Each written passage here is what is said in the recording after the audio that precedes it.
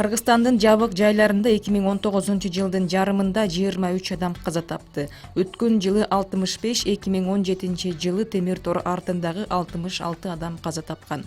Бул туурасында Бир дүйнө Кыргызстан укук коргоо уюму кабарлады. Бул маалыматты Жаза аткаруу кызматы дагы ырастады. Укук коргоочулар темир тор артындагы саламаттыгы начар жүздөгөн адам жаткандыгын, таанымалдардын гана ден соолугу талкууга түшүп, жөнөкөй адамдардын жагдайына көңүл бурулбай келе жаткандыгын белгилешүүдө. Жаза аткаруу кызматы муну четке какты. Аталган мекеме кемчиликтер мамлекеттин жана эл аралык уюмдардын жардамы менен оңдолуп жаткандыгын билдирди. Кыргызстанда 7 тергөө изолятору, 11 жабык мекеме, 13 жатак абак жана район шаарларда 50дөн ашуун жаза аткаруу инспекциялары бар. Алардын баарын кошкондо 15 миңдей адам камакта олтурса, 350дөйү аялдар. Бишкек-Ош Унаа жолунда жол кырсыгы катталды. Маалым болгондой, жол кырсык кечээ күнү саат 7:30 чамасында Бишкек-Ош Унаа жолунун 417-чакырымында болгон. Бишкек шаарынын тургуну чиркегичи бар Ман үлгүсүндөгү жүк ташуучу унаа менен бара жатып, бурулуштан рульга ээ боло албай, унаа бир капталына оодарылып кеткен.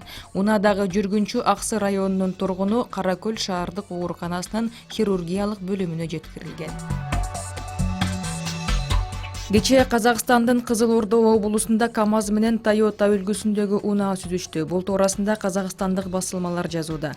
Маалыматка караганда, жол кырсыгынан 5 адам каза тапкан. Каза болгондордун 2-өө кыргыз жаран экендиги айтылды. Ал эми 3 адамдын абалы оор. Облустук полициянын маалыматына караганда, Toyota үлгүсүндөгү автоунаада кыргыз жарандары бара жаткан. Алдын ала маалыматтар боюнча, КАМАЗдын айдоочусу жол эрежесин бузган. Учурда факты боюнча кылмыш иши козголуп, тергөө амалдары башталды.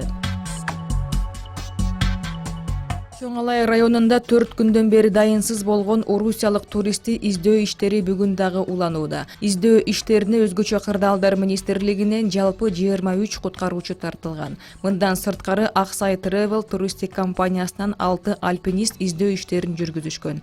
Орусиялык жаранды издөөгө буга чейин Кыргызстан Valar Air авиакомпаниясынын бир тыгучагы тартылган.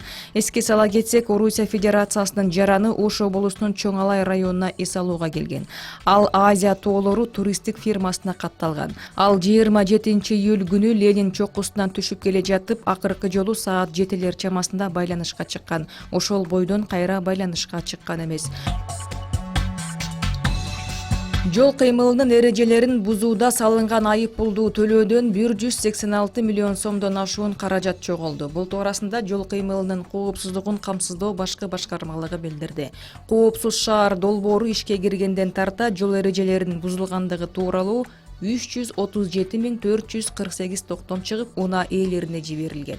Анын ичинен 145.709 айдоочу айып пулду төлөгөн. Бул 43% түзөт.